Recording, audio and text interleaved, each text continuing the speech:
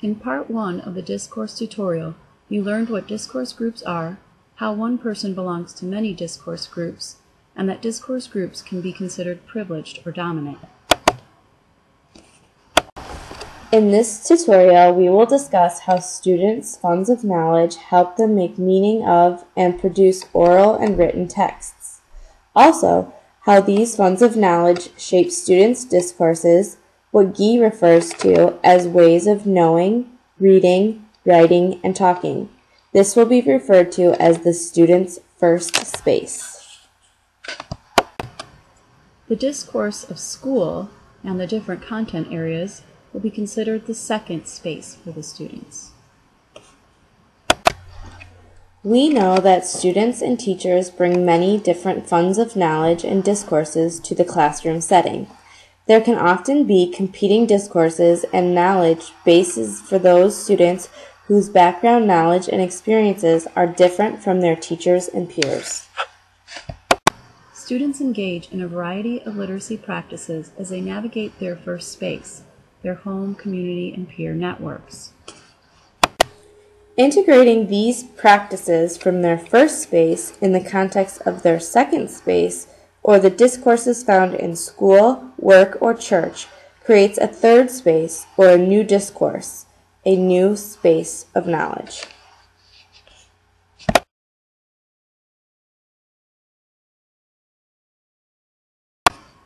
Hybridity theory, based on the work of Baba and Soja, says that people in any given community draw on multiple funds to make sense of the world.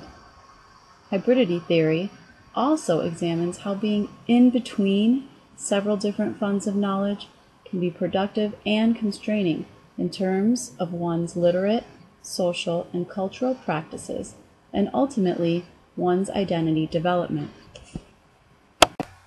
From Soja's work comes the idea that we must move beyond thinking in terms of binary categories of first and second spaces, or looking at it from the everyday and academic, or as in the Sneetches, stars and no stars.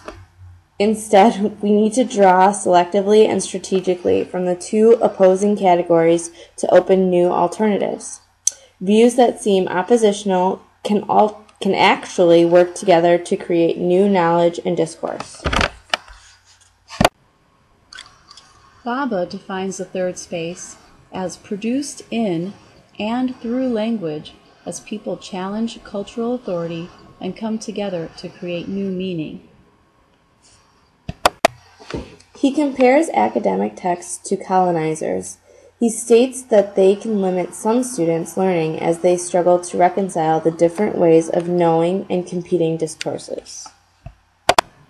Splitting is the term he gives to the act of students taking up and resisting the privileged language of academic contexts. Through splitting, students struggle to achieve a sense of self as they develop themselves in response to an other. However, through this struggle for identity, Baba says, newness enters the world.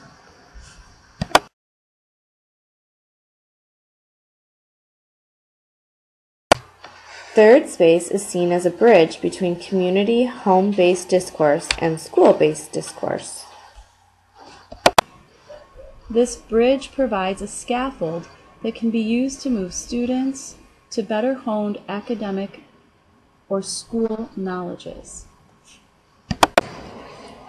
It provides an opportunity for success in traditional school learning while making a space for typically marginalized voices. In the second perspective of third space, it is seen as a navigational space, a way of crossing and succeeding in different discourse communities. Research shows that teaching navigational skills through their students' everyday knowledge or discourse can help develop academic knowledge and literacy skills. The final perspective of third space sees it as a space for cultural, social, and epistemological change. Competing knowledges and discourses are brought into conversation to challenge and reshape academic content literacy practices and knowledge and discourses of adolescents' everyday lives.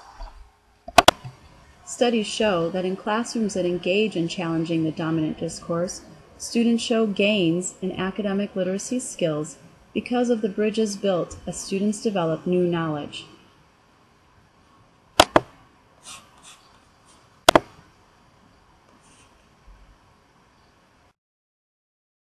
Moji and others studied a group of 7th and 8th graders to observe how they incorporated their funds of knowledge and discourses with the academic discourse of learning science content.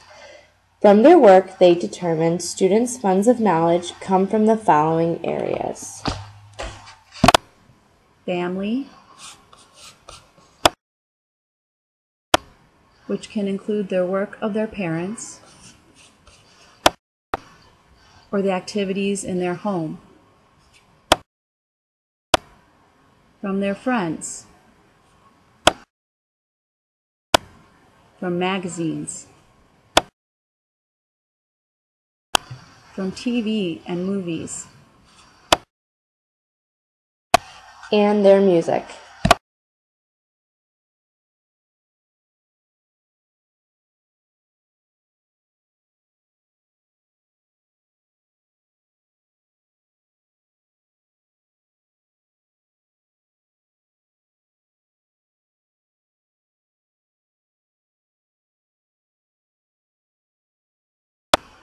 and from popular culture.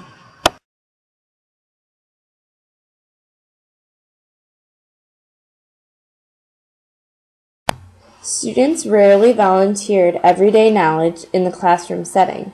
This could be because they don't believe that it is accepted as a way of knowing. However, even though students did not share their first space knowledge in the classroom with their teacher and peers, they were creating their own third space. An example from Moji's work comes from when a student was asked to read a text about growing square watermelons. Under his breath to a researcher, the student made a connection to the Simpson episode that mocked this idea. The student jokingly wondered if the watermelons would pop back round when they were removed from their growing containers. That's what happened on The Simpsons, he said. The Simpson episode seemed to give the print text worth because it was included in a popular culture context.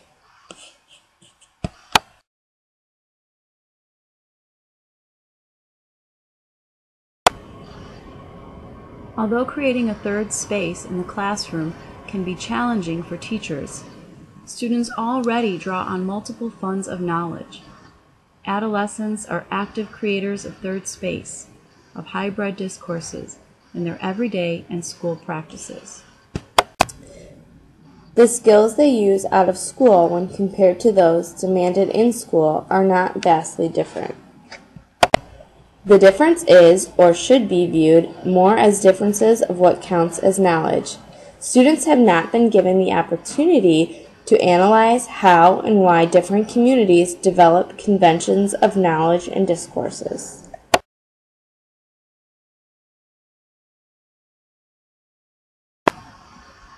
Educators can help create a third space in their classroom by developing a deep understanding of funds of knowledge and discourses students are a part of or have available outside of school.